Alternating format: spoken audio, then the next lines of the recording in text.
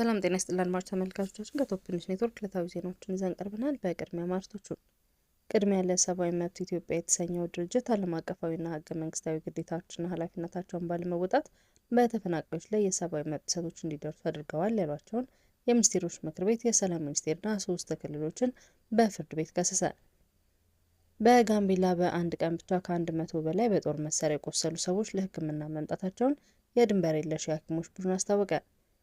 መረጃ በሚከለክሉ ኃላፊዎች ላይ በመረጃ ነጻነት ረቂቅ አዋጅ የተቀመጠውን የቅጣት መጠን ከ20 ሺህ ብር ወደ 150 ሺህ ብር እና ከዚያ በላይ ከፍ እንዲል የኢትዮጵያ መገናኛ ብዙኃን በምክር ቤት ጠየቀ። ግብጽ የአሰብና ዶራሌን ወደቦችን ለማልማት ስምምነት መፈረሟ ተነገረ። በናይጄሪያ መስጊድ ውስጥ በደረሰ የቦምብ ፍንዳታ 5 ሰዎች ሞቱ። ቅድሚያ ለሰብአዊ መብት ኢትዮጵያ የተሰኘው ድርጅት ዓለም አቀፋዊና ህገ መንግስታዊ ግዴታቸውና ኃላፊነታቸውን ባለመወጣት በተፈናቃዮች ላይ የሰብአዊ መብት ጥሰቶች እንዲደርሱ አድርገዋል ያሏቸውን የሚኒስቴሮች ምክር ቤት፣ የሰላም ሚኒስቴርና 3 ክልሎችን በፍርድ ቤት ከሰሰ። ፍርድ ቤቱ ጉዳያቸውን ለመመልከት አርብ ታህሳስ 17 2018 ዓ.ም ቀጠሮ ሰጥቷል። ሀገር በቀል የሰብአዊ መብት ተሟጋቾች ድርጅት የክስ ማመልከቻውን ለፌዴራል ከፍተኛ ፍርድ ቤት መሰረታዊ የሰብአዊ መብት ጥበቃ ችሎት ያስገባው ባለፈው ጥቅምት 25 2018 ዓ.ም ነበር። በዳኞች በተሰጠ ትዕዛዝ መሰረት የክስ መዝገብ እንዲከፈት የተደረገው ህዳር 5 ቢሆንም ችሎቱ የክስ መዝገቡን ለመመልከት ቀጠሮ የሰጠው ለታህሳስ 10 ነበር። ሆኖም በዕለቱ ዳኞች ባለመሟላታቸው ምክንያት ችሎቱ መዝገቡን ለመመልከት የሰጠውን ቀጠሮ በ1 ሳምንት አራዝሟል። ድርጅቱ ክሱን ያቀረበው በሀገሪቱ የተለያዩ ክልሎች ውስጥ ለተፈናቀሉ የሀገር ውስጥ ተፈናቃዮች ዜጎች ጥቅም መሆኑን በክስ ማመልከቻው ላይ ገልጿል። የሰብአዊ መብት ተሟጋች ድርጅቱ ከአፋር፣ ከትግራይ፣ ከአማራና ከኦሮሚያ ክልሎች ከቀያቸው የተፈናቀሉ ነዋሪዎች ላይ ደርሷል ያለውን የሰብአዊ መብት ጥሰት በክስ ማመልከቻው በዝርዝር አስፍሯል። ድርጅቱ በክሱ በመጀመሪያ ላይ የጠቀሰው ህዳር 24 2013 በትግራይ ክልል የተከሰተውን ጦርነት ተከትሎ ከትግራይ ምዕራባዊ ዞንና ከአፋር ክልል ሸሽተው ወረዳ ውስጥ የተፈናቀሉ ሰዎች ጉዳይ ነው። በዚሁ ጦርነት ከ1,057,000 በላይ ነዋሪዎች መፈናቀላቸውን ድርጅቱ አመላክቷል። መረጃ በሚከለክሉ ኃላፊዎች ላይ በመረጃ ረቂቅ ነጻነት የተቀመጠውን የቅጣት መጠን ከ20 ሺህ ወደ 150 ሺህ ብር እና ከዚያ በላይ ከፍ እንዲል የኢትዮጵያ ብዙኃን መገናኛ ምክር ቤት ጠየቀ። መረጃዎችን በሰነድ መስጠት ሳይቻል ሲቀር ኃላፊዎች በቃለ መጠይቅ ተጨማሪ መረጃዎችን እንዲሰጡ የሚያስገድድ አዋጅ ሰፍሯል። ምክር ቤቱ ይህንን ጥያቄ ያቀረበው የመረጃ ነጻነት የአዋጅ ረቂቅን በተመለከተ ሐሙስ ታህሳስ 16 2018 ዓ.ም በአዲስ አበባ በተካሄደው ውይይት ላይ ነው። በፍትህ ሚኒስቴር ስር ተዋቅሮ በነበረው የመገናኛ ብዙኃን የስራ ቡድን የተዘጋጀና በኢትዮጵያ ሕዝብ እንባ ጠባቂ ተቋም የዳበረ የመረጃ ነጻነት የአዋጅ ረቂቅ በ1 ወር ጊዜ ውስጥ ወደ ሕዝብ ተወካዮች ምክር ቤት ይላካል ተብሎ ይጠበቃል። ምክር ቤቱ አዋጁን ከማጽደቁ በፊት ጉዳዩን የሚመለከታቸው አካላት ተጠርተው የሕዝብ አስተያየት እንዲካተትበት እንዲደረግም በዚህ ውይይት ላይ ተነስቷል።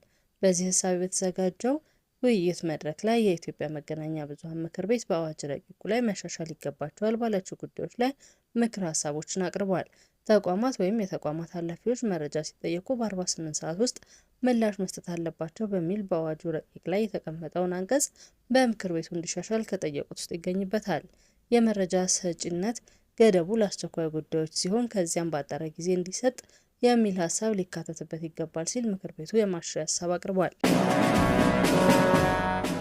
በጋምቤላ በአንድ ቀን ብቻ ከ100 በላይ በጦር መሳሪያ የቆሰሉ ሰዎች ለሕክምና መምጣታቸውን የድንበር የለሽ የሐኪሞች ቡድን አስታወቀ። በጋምቤላ ክልል በቀጠለው ግጭት ረቡዕ ዕለት ብቻ በ100 ሰዎች በላይ በጦር መሳሪያ የቆሰሉ ሰዎች ወደ ሕክምና ተቋማት መምጣታቸውን ዓለም አቀፉ ድንበር የለሽ የሐኪሞች ቡድን አስታውቋል።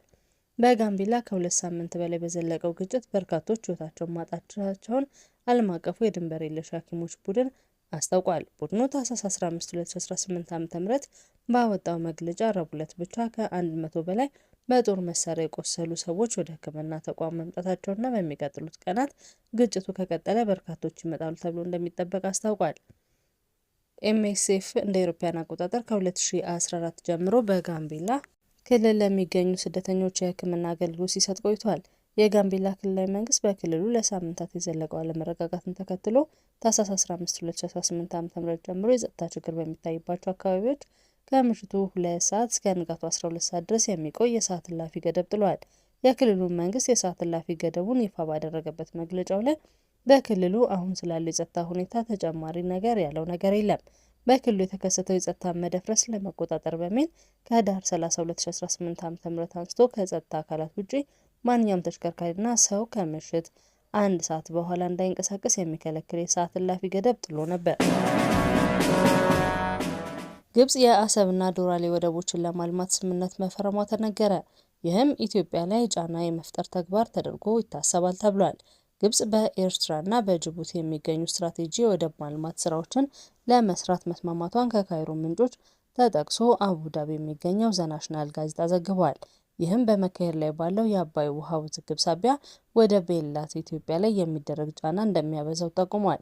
ግብጽ በሚስጥር በፈረመቻቸው ስምምነቶች መሰረት በኤርትራ የሚገኘውን የአሰብ ወደብን እንዲሁም በጅቡቲ የሚገኘውን የዶራሌ ወደብ ባህረ ሰላጤ ወደቡን ለማዘመን ተስማምታለች። ይህም የወደቦቹን አቅም ከማሳደግ ባለፈ ለጦር መርከቦች የሚሆኑ መረጋገጫዎች እንዲሁም ለጥቂት የልዩ ኮማንዶ ጦር አባላት ማረፊያ የሚሆኑ ተቋማትን መገንባትን ያካትታል ተብሏል። ሁለቱ ወደቦች አውሮፓን፣ መካከለኛው ምስራቅን፣ ኤስያን፣ ምስራቅ አፍሪካን የሚያገናኝ የቀይ ባህር ደቡባዊ መግቢያን ወሳኝ የባህር መሰረት በሆነው በባብ ኤል መንደብ አቅራቢያ ይገኛሉ። ሁለቱ ሀገራት ኤርትራና ጅቡቲን የምታዋስነው ኢትዮጵያ ለሸቀጦች ልውውጥ በከፍተኛ ሁኔታ በዶራሌ ወደብ ላይ ጥገኛ ናት። በመሆኑም በዋናው የባህር መውጫዋ በቀይ ባህር ላይ ጎረቤት ሀገራትን ግዛታዊና ወታደራዊ ይዞታን ለመመስረት የሚያደርጉት ጥረት የረጅም ጊዜ ስትቃወም ቆይታለች። የኢትዮጵያ ውጭ ጉዳይ ሚኒስቴር ዶክተር ጌዲዮን ጢሞቴዎስ በያዝነው ዓመት ህዳር ወር አጋማሽ በሰጡት አስተያየት አስተማማኝ የአሰብ ወደብ አገልግሎት ጠቃሚነትን የኢትዮጵያ ተቀዳሚ ብሔራዊና ስትራቴጂካዊ ፍላጎት መሆኑን በድጋሚ አረጋግጠዋል። በናይጄሪያ መስጊድ ውስጥ በደረሰ የቦምብ ፍንዳታ 5 ሰዎች ሞቱ። በናይጄሪያ ሰሜን ምስራቅ ቦርኖ ግዛት ውስጥ በሰዎች በተጨናነቀው መስጊድ ውስጥ በደረሰ የቦምብ ፍንዳታ ቢያንስ 5 ሰዎች መሞታቸውን ፖሊስ አስታውቋል። የፖሊስ ቃል አቀባይ የሆኑት ናሆም ዳሶ ለአካባቢው መገናኛ ብዙኃን በዋና ከተማዋ ማዶጉሪ በሚገኘው የጋምቦሮ ገበያ በሚገኝ መስጊድ ውስጥ በምሽት ጸሎት ላይ በነበሩ ሰዎች ላይ በደረሰው ፍንዳታ 35 ሰዎች መቁሰላቸውን ተናግረዋል።